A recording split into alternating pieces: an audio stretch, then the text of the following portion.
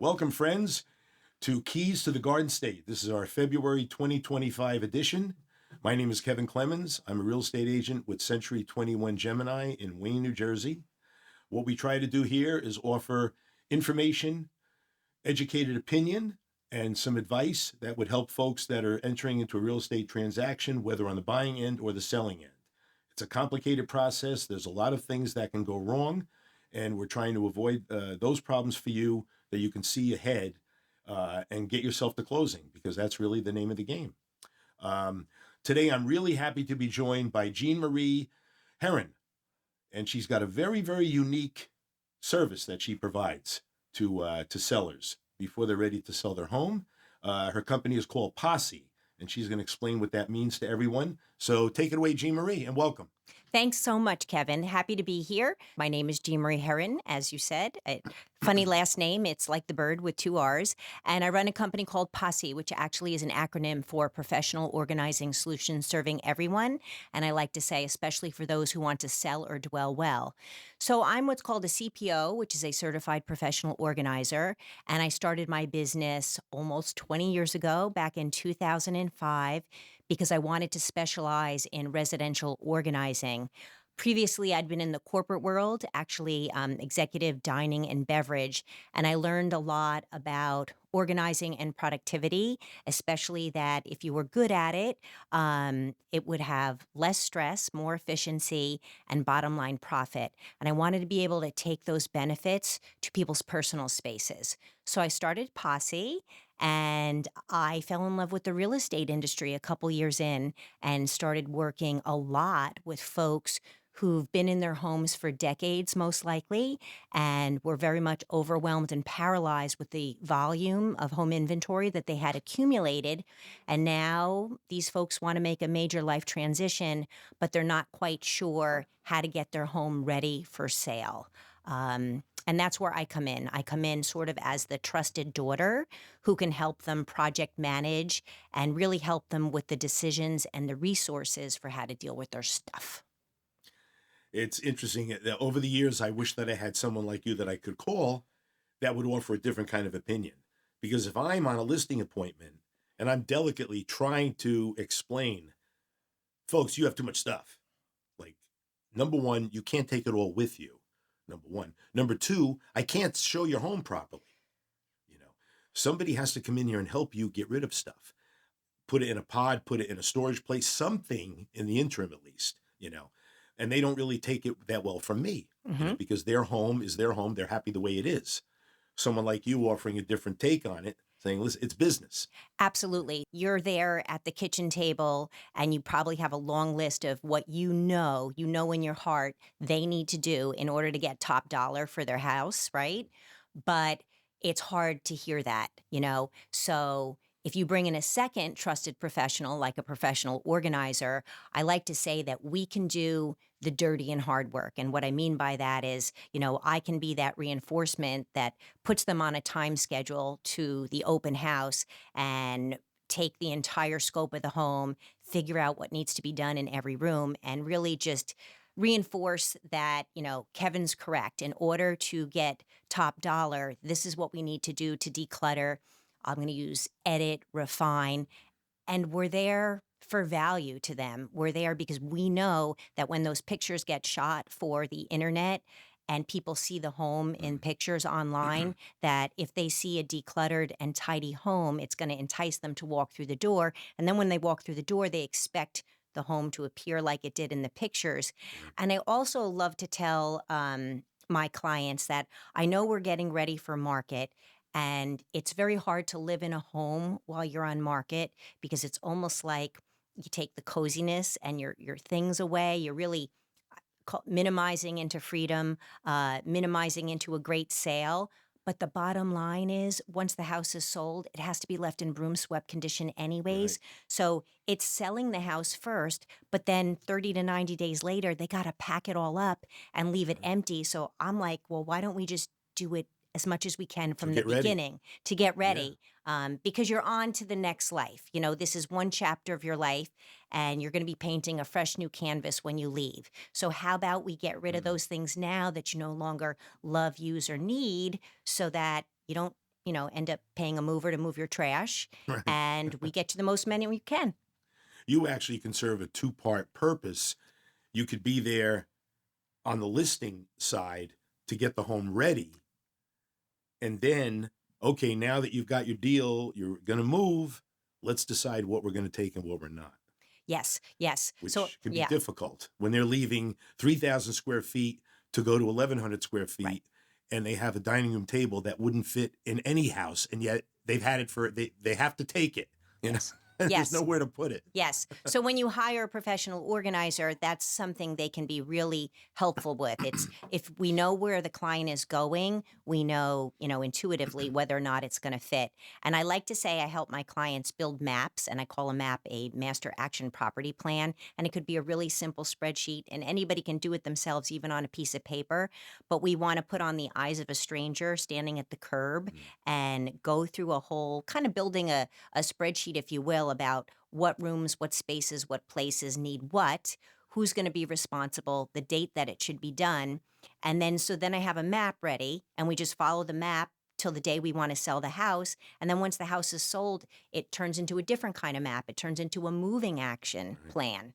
And we just take the whole spreadsheet all over and say, okay, now what do we bring into the next place, And then I help them with, if they can't take it, where's it going to go? Is this something that should be donated, sold, tossed? Is it bulk? Is it hazmat? Is it shred?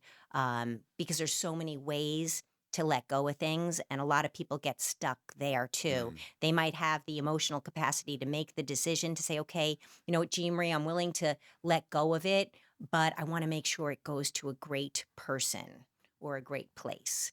So I might have to put my thinking cap on and say, okay, what resource is really going to help this person let go? So you can keep people on a timeline too, because I've had situations where people are moving in 2 days, let's say, and they're still packing. And I would go to the house. What are you doing? Well, not done yet. You understand that we're closing like 2 days from now, 3 o'clock. Well, yeah, but I've been really busy. I said, I'm sure you have, but see, you're moving. And there are people that are going to come into your home in 2 days. Yeah. This stuff has to go. Yeah. Like, what are you going to do with it? Yeah. Well, we're not sure yet. And this is where your services come in to avoid that. Right. I do like to tell people who are, considering selling, that if they have the time, try to give themselves about a year. And it sounds like a lot of time, but it's not really. actually not. If you've got a, 4-bedroom, 2-bath home, and you've been living in your home for, 20, 30, 40 years, it's a lot to process. It's a lot to go through. Do I get those phone calls? I sold my house and I have to be out in 2 weeks. Can you help? I do get those phone calls. I dread those phone calls yeah. because then, their crisis becomes our crisis. Can I do it? Yeah. Can I scramble a team together and figure out resources? Typically I can, but it's not fun. No. And it's very stressful for Of course. everybody involved. And the chances are you've got to get a dumpster and start throwing things out, because in 2 weeks, It could be a dumpster. It could be several junk removal trucks. It could be a couple of storage units. It could be a million different ways, but it depends on the client, the stuff, and the decisions. and I've also had situations where we've closed and the seller leaves stuff in the house, and it's not a few things. It's a lot of things. Right. And then it becomes a real problem. Yes. Very often they don't tell their attorney this, of course. So then when the attorney finds out, it's like, what are you talking about? Well, we got 2 closets full of clothes, got a couch, now we have to have somebody come in and haul it away, which the seller ultimately is going to get billed for. Yes. And becomes a real problem. Yeah. And then the excuse is, well, I didn't have time. You knew you were closing. Yes. It's a really important transaction. Yeah. Yeah. So, one of the great things about having a professional organizer help you is that project management, that time management. Because, an organizer is going to see the volume in the home.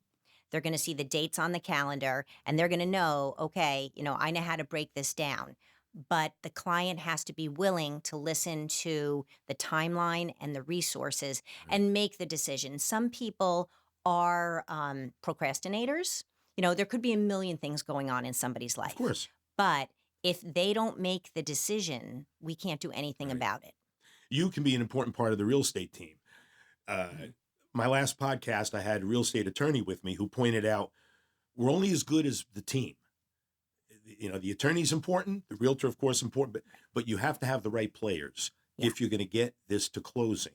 with as few snags as possible, you know. And there's Yes. always going to be bumps in the road. Yeah. But if you can, get rid of some of them on the way, it's going to make things a lot easier. I'm preaching to the choir here. You know this. It takes a whole village to sell a house, Mm. you know. Today it does, that's for sure. And I think that, in every realtor's toolbox, of course, I feel like there should be a professional organizer, but I still feel that the industry is young enough that a lot of people don't realize what we're capable of doing in the real estate Mm. arena. I mean, everybody knows about mortgage people and everybody knows about junk haulers and everybody knows about stagers, but the professional organizer should be the prerequisite before Mm. the cherry on the top. Whether, and some people are having stagers, some people are not, but most people find that the work I do as an organizer, just from the decluttering perspective, is good enough. So even though I'm not a certified stager, I do what I call staging light. So the way I place the furniture flow and the way I utilize the client's accessories.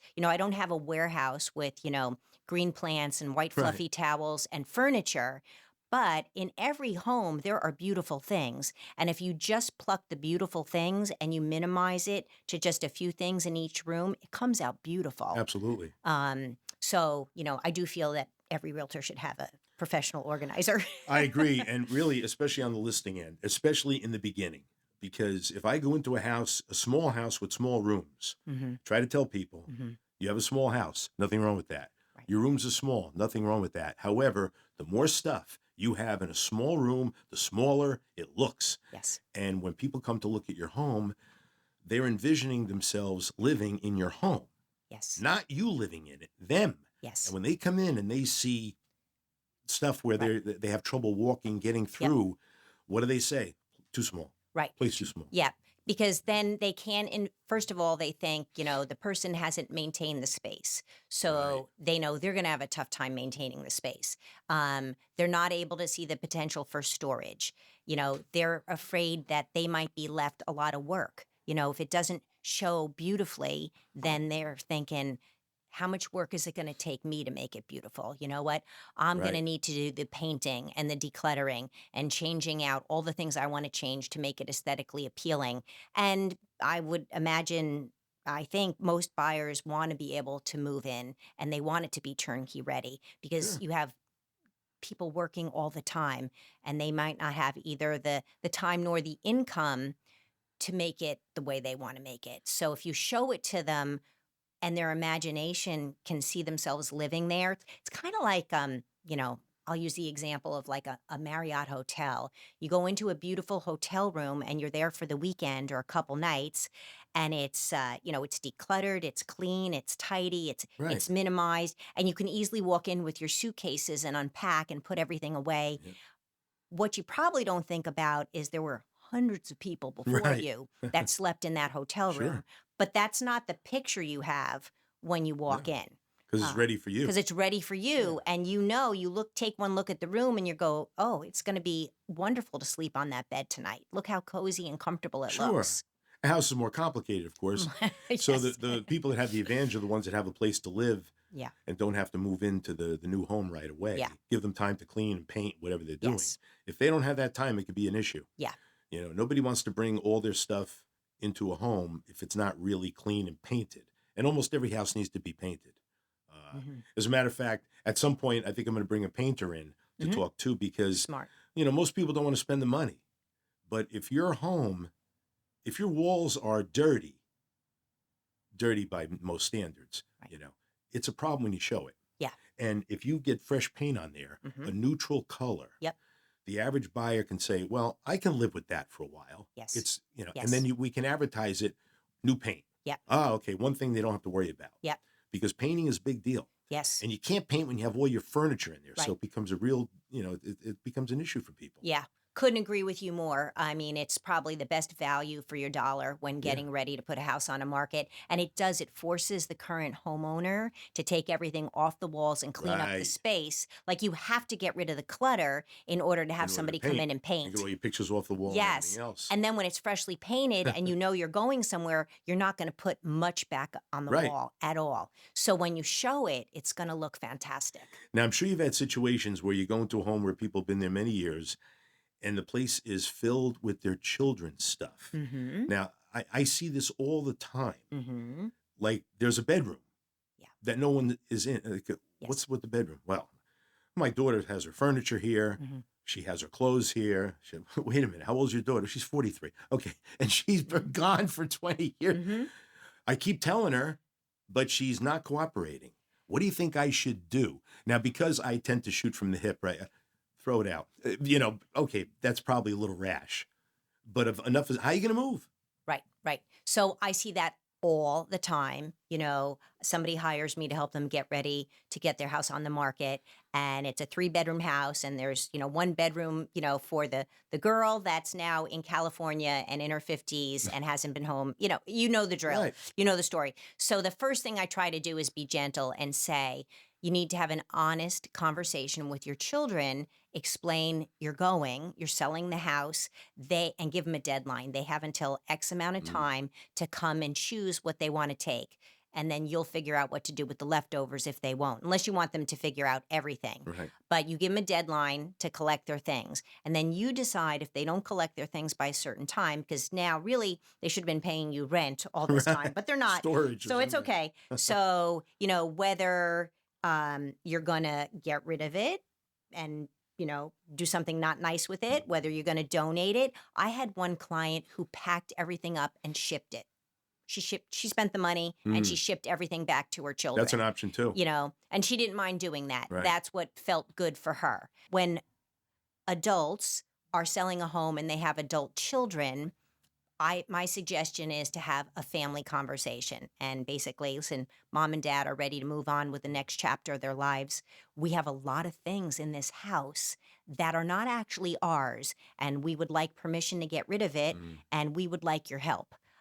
The other thing that usually happens is, since they know they're not going to be taking as much as what's in the current home, they offer it out to family. So, hey, would you like my dining room set? Or we've got extra beds or whatever it is. So I think having a family conversation to kind of get everybody into this, pizza and beer party, say, Right. okay, everybody come on over and help. Let's figure out what to do with everything. Yep, take what you want, take what's yours. But here's my hard stop. And after this date, if you haven't collected anything or asked for anything, then it's on me to decide what to do with it. Yeah, interesting. And then the other thing which I've run across is all the stuff that people keep for sentimental value, which tends to really get over the top. What's all that? Well, my son was in kindergarten. He made me the. Okay, listen, I that's wonderful. What do you want to do with it? I have to take it. Have to take this, have to take that. Where are we going to put all this stuff? Of course, I'm not the organizer, so I'm trying to be very proud. Right. Where are you going to put it? I don't know. I'll figure it out. No, see, you won't, because you can't take, 3,000 square feet and put it into 1,000 square feet. It doesn't work unless you want to have everything piled up all over the floor. Right. Right. And I try to tell people, if it's really something important for you, I would give it back to your son. So listen, why don't you take this and give it to your kids? This is something, because enough is enough. Yeah. Hardest category in a house. I call it memorabilia. And it is, when people look at something that was given them as a gift, or something that reminds them that they had a baby, a vacation, a wedding, a children's artwork, etc. We talk about boundaries. And what I do is I say, okay, if you have 2 children and, a husband and wife, what do you think the boundary should be going forward in the next house? Is it a trunk? Is it a bin? Is it a box?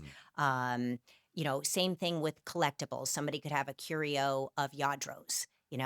Are you taking 3 Yadros? Are you taking 100 Yadros? Are you taking the cabinet? So these are all hard decisions for people. It is the last category I organize. Usually what I do is I work on most of the other kinds of categories in the house.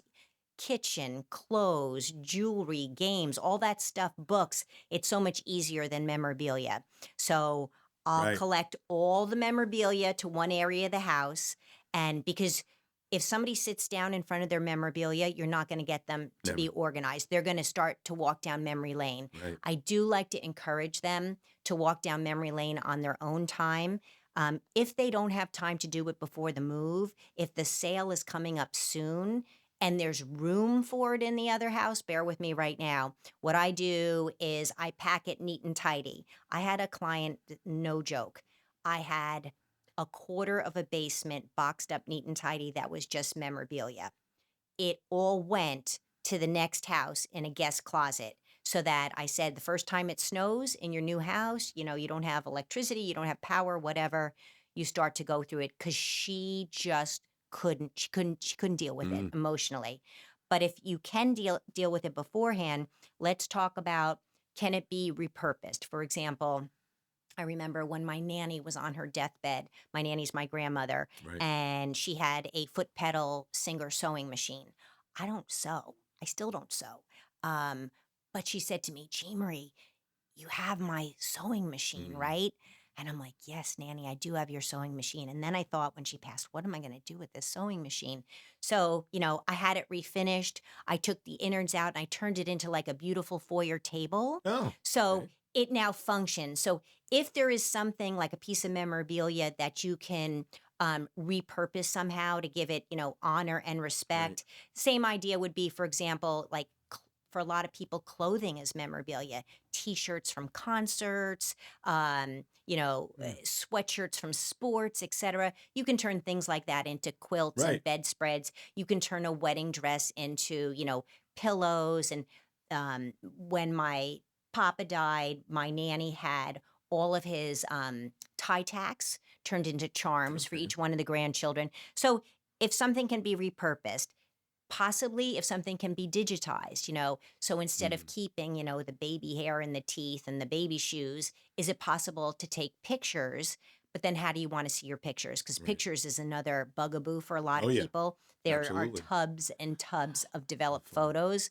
not even in So albums. And then what do you do with all not this even stuff? in Yeah. albums. So are you the type of person that wants to put, your favorites in acid-free boxes? Are you the type of person that's going to hand it over to a resource like, Video Magic, where they're going to transfer all the media onto Right. a thumb drive for you? So there's, all different ways I talk to my clients about memorabilia, and also have them understand that if they take it with them, it's just going to take up a lot of space. Right. And then I say to people, do you want the stuff or do you want the space?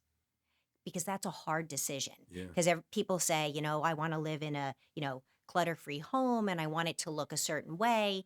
But then they tell me they want to take all this, Can't XYZ. have both. And it's a math game. You can't It's have it's a both. math game. So it's like, well, and even if you try to maximize the space vertically and go up the walls with shelving and shadow boxes, and Mm, we can do as much as we can vertically, but sometimes it comes down to, listen, in your case, you're going to have to take your favorites. So I want you to think of your things, especially memorabilia, as, is it a friend or is it an acquaintance? mm. So if your son painted something in his senior year art class, that's probably a friend.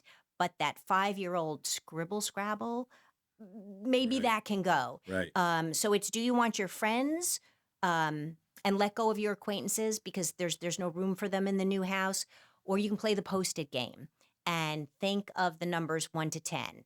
And with everything that's in your home or in this room, maybe 10 is you love it the most, and if your house burnt down, you would terribly miss it, and 1, you wouldn't remember it at all. Right. And maybe we know, or I know in the next home, that only 8, 9, and 10s are going to fit. So let's code everything and let's only bring 8, 9, and Right. 10 And get because rid they're, of the other and stuff. get rid of 1 through This is 7. why you mentioned like a year in advance. Yeah. This way they have time. Yeah. Because if you meet with people Mhm. and say, well, we're going to move next year. Okay, this is good. Yes. Here's what you need to do. And you can take the next year to do it. Mhm. For instance, this kind of thing, if you want to, change things into digital, you want to Right. consult, Exactly. you can't do it the last minute. Right. And to avoid, Yeah. I mean, I myself have boxes of photographs from when my daughter was a baby. Mm-hmm. Mm-hmm. And they're very repetitive, of course. Mm-hmm. What am I going to do with these things? Right. She doesn't want them. Right. She's 35 years old. What Right. am I going to do? If I go somewhere, am I really going to take these with me? Mm-hmm. To take this plastic bin and put it somewhere else where it will sit Yeah. until I'm gone? Yes. And then she'll call 1-800-JUNK and have everything. So Yes. there's really no point. Right. Right. So you need time to prep this. Yes. You don't want to put it in storage because you're just going That's to another. waste a lot of money by putting things in. I've had people say, what are you going to do with all your stuff? I'm going to rent a storage bin. Then what? What do you mean? See, here's the thing. You're going to put this stuff in a storage bin. Mm-hmm. How often are you going to go to the storage bin? it's a nuisance to do this. You got to get in your car, drive, go to the storage bin, and then you're going to find after a period of time, you're putting more stuff in the bin. When you go there to find something, you can't find it. It's loaded with everything, most of which you probably are going to throw out. I would never part with it. Well, then it's going to stay in a bin for 20 years. In other words, you can't have it all. Yes, yes. You know? So I find that people in general are either purgers or savers, but what you want to do in the process of getting ready for sale is meet in the middle and try to take, a little bit of time to make an executive decision where, is it truly something I want, or am I willing to let it go? Right. And letting go is hard for a lot of people. Not for the purgers, the people who throw everything away. Right. Then you have, the savers who want to save everything. And, during this process, an organizer is trying to get you somewhere in the middle. Some wise person many years ago said, if you have something that you can't foresee a use for in the next maybe 6 to 12 months, throw it away, because you're not going to have a use for it. Yeah. It's just like, people in an office, paper, Yes. get rid of it. Yes. You don't need it, Yes. and it's the only way to stay organized. Yes. I think you provide a service which is unique, and it's still kind of new to the industry. And I think if I brought that up with seller, what do I need somebody to tell me well, it's not a question of, this person's not going to order you around. Correct. Yes. However, you have 40 years of memories here. Yeah. What are we going to do with it? Yep. And you need some help. I think you need some help in doing that. Right. You've got clothes you haven't worn in 30 years. It's time for them to go. Yeah. You're not going to move them. You're not going to wear them anyway. Yeah. When's the last time you worked? 27 years ago. You've got 5,000 ties. You ever wear them? No. What if I need one? Okay, keep one or two in case you go to a funeral, but you don't need all these ties. You're not getting dressed anymore. Kevin, I think you should be a professional organizer. I'm not that good.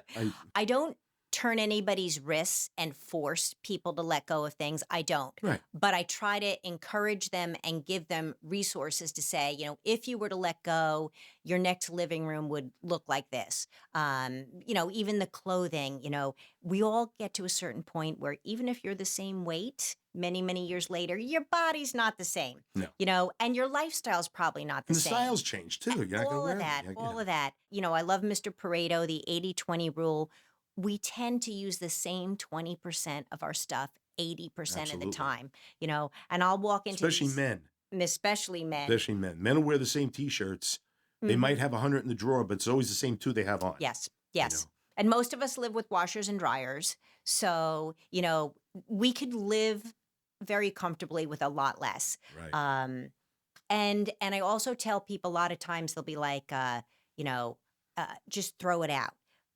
But a lot of times I don't throw things out at all. Some things I throw out, but in many, many cases, people's things can go to an appropriate charity, Right. an appropriate resource. So, my clients will always say, okay, Jean Marie, get rid of it, get rid of it, get rid of it. And I say, I will, but just remember, it's not going in the garbage. If you're thinking it's going in the garbage, it's not. We're actually going to bag it up, and I'm going to drive down to, Strengthen Our Sisters or Habitat or whatnot.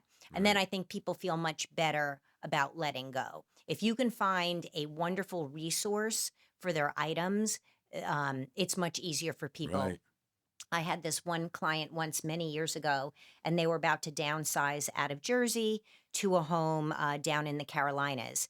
And she was retired, but she'd been a nursery school teacher. And we were in the process of decluttering the garage with her and her husband. And there was a whole section of cardboard bricks, that children would use like building blocks, right? So we're starting to get to that corner of the garage, and the husband's like, oh, Jean Marie, throw those out. And she put her hand on her heart, and she's like, what do you mean throw those out? Don't you remember? I ordered them from Switzerland, and it took me 12 years to build them. And the kids have used them for years and years and years. So I looked at her and I said, okay. I said, I tell you what, I said, if I can find a nursery school that will take those cardboard bricks, will you let me drive them to the nursery school? And she said yes. And before I even left the place, I had that confirmed. So she let it go. And then he was thrilled because that whole corner of the garage was empty. And she was thrilled because she knew they were going to children who would use It was them. a win-win-win. Yeah, win-win. Tell us a little bit about your sphere of influence, the people, other people you work with that can assist in the process? Depending on the size of the home and depending on the timing, I will work with other professional organizers on my team. I work a lot with moving companies, and a lot of times I will use the Pro Pack and the Braun from a moving company, even pre sale. So, what I mean by that is if I'm in a home with a lot of stuff, and in terms of the sale preparation process, we need furniture moved, we need strength of things. Let's say, you would like to show the home with, it's got, say, 4 bedrooms, and you want to show one of those bedrooms as a home office so people are able to work remotely, Mm, and I need to move big pieces around. I will use the labor from a moving company for that. I also, in order to prep a home for sale, when there's a lot of fragile items, I will use a moving company for their labor and professional packing. So things like, china right. closets, curio cabinets, even maybe a lot in the kitchen, and get it professionally packed and stored somewhere in the house out of the way. I use shredding companies all the time. I find that depending on the home, there's a lot of record retention and it's way beyond 7 years. Right. Tons and tons of paper, in which case I'll have a shredding company come in. If it's the time of year where we can go through our county system and there's, free shredathons Mm, available, that's great. But if, you're selling a home in December and I've got 25 banker boxes of paper right. up in the attic, down in There's the no time for basement, that. or even multiple filing cabinets that we know people are not going to be using anymore. So a shredder would be another one. I use a lot of removal companies. So there are your basic junk removal companies, and then there are companies that do have a charity component. So I will work with removal companies where I know they will remove not only the junk, but they will take a handful of items to Habitat or a local Goodwill. That's another pretty That's great good. resource for me.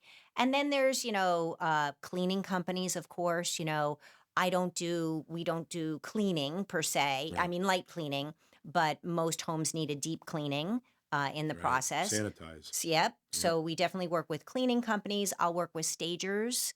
Kind of depends on the price point of the home. Sure. But some people like to have stagers come in at the end.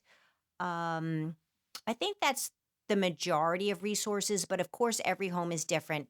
And then there's selling resources. So I don't do any selling for my clients. Um, that to me is a whole other professional. Right. Whole other professional. It's not my area of expertise. Honestly, when I go into a home, if you hand me a plate, I don't know if it's, a $3 Walmart plate or a $3,000, valuable piece of china, Right. but I know people who do know the answer. So I will recommend lots of other selling resources, whether folks want to go with an estate sale, they want to go with an online Mm, sale, they want to go with a tag sale. I think the hardest thing to do these days in the tri-state area is to sell something, it especially is. online. You have your digital world, and you've got some wonderful Mm, platforms like Facebook Marketplace, Buy Nothing Project, et right. cetera, et cetera. But you have to be careful. It takes a lot of time. There's a lot of negotiating. You have to watch out, for scammers. Sure. You want to meet in a public place. It's very So touchy. it's very touchy and Yes. it's really a gray area. So selling resources would be another type of, tool or many. I always refer out to Yeah. people who sell. Those are the basics. And then I get one offs where, I'll be in a home and somebody will be, show me a coin. Do you have a resource for that? Mm, Absolutely. Somebody wants to take their chandelier. Do you have an electrician who could, take right. down this chandelier and put up a Home Depot version for the sale? Right. Yes. So most people, so if you need a like tradesperson in the home, I probably Mm. know a good one. So those are my main Which is great because people. people have been in their home for many years. They don't have the contacts any longer a lot of times. Yes. And they don't know anybody, Yes. And you and know? they've been living in their home the way they live in their home. It doesn't bother them that the latch on the door is broken Right. or the vent has come off the wall or the wallpaper is peeling. And I don't mean that in a bad way. No, but What I mean is we live in our homes and it becomes like everything on the wall, it becomes mosaic. Like we don't see it anymore. But yeah, a new they see person, everything. they see everything. Absolutely. And I always go back to it. So I had a realtor friend of mine had a listing in River Edge many years ago. I went there for the open house. As I walked up to the front door, the storm door didn't close. It was old. I walked in the house, needed serious interior painting. Mhm. And there were some holes in the wall. So I said, what's going on with this? Well, they have children. I said, listen, we all have children, but they don't normally put holes in the wall. I said, this place needs to be painted. Oh, he's not going to spend the money for that. I said, and your storm door doesn't close. Really? I said, first impression. When someone comes up to the house, if the first thing they touch doesn't work, they're already soured before they've gone in. And they remember the $300 storm door more than anything. Well, long story short, a year and a half later, we sold the house. What'd you do? Well, we painted, we fixed the holes. I said, it's not rocket science. Yes. Common sense. Yes. I tell people, that are selling, envision yourself as a buyer. Yep. Because we're going to now buy something probably Right.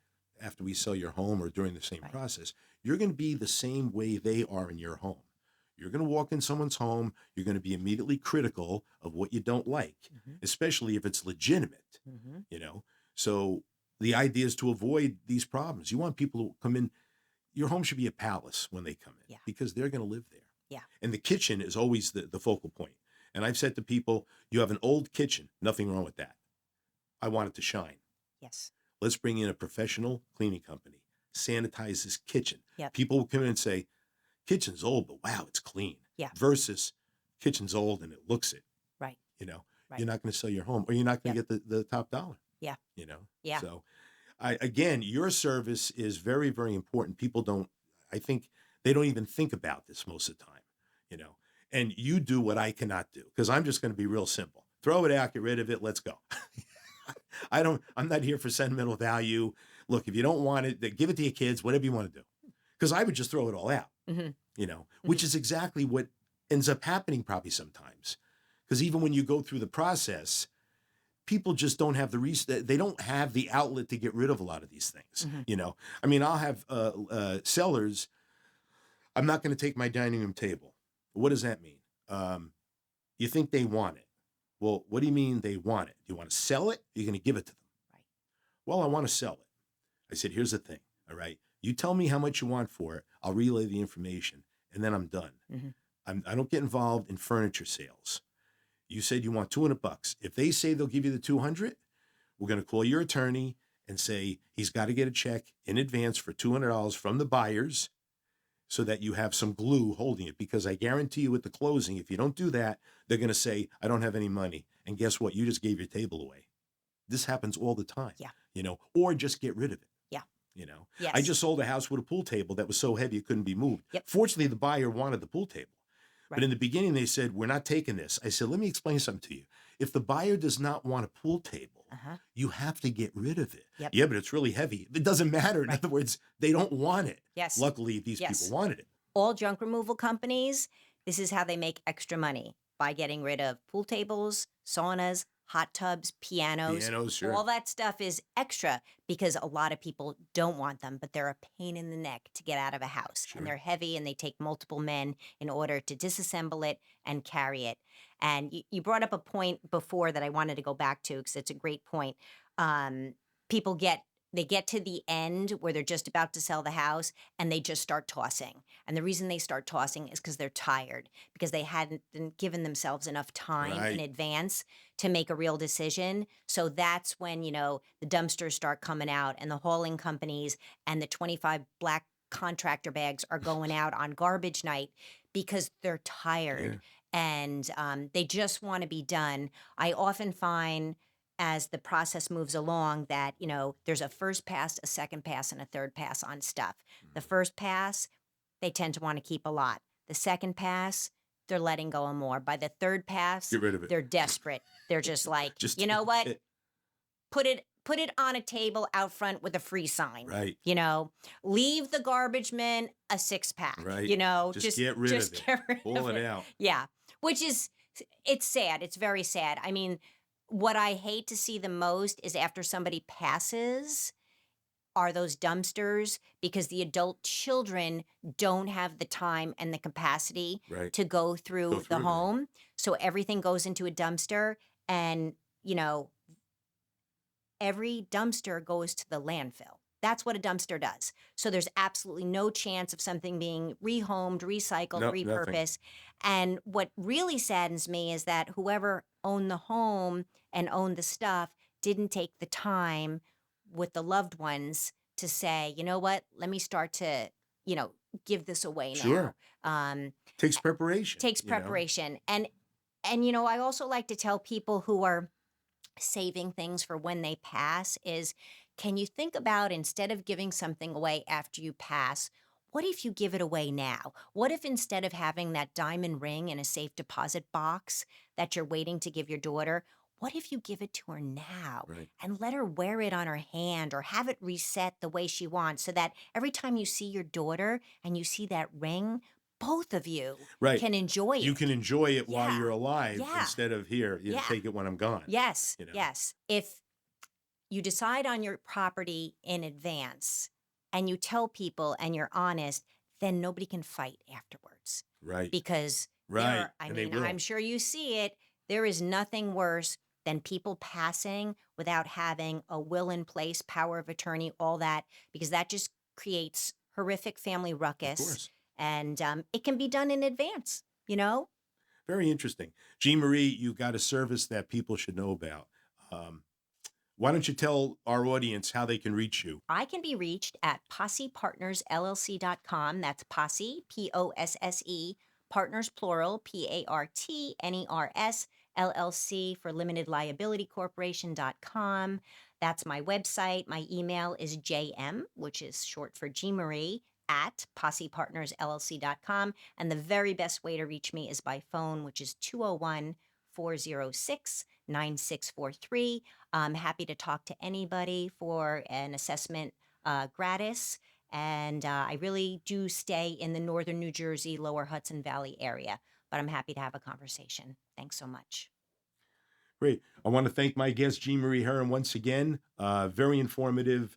I would encourage, especially my sellers, reach out to her, get an opinion on how you could downsize, get your home organized and ready for sale, and subsequently your move.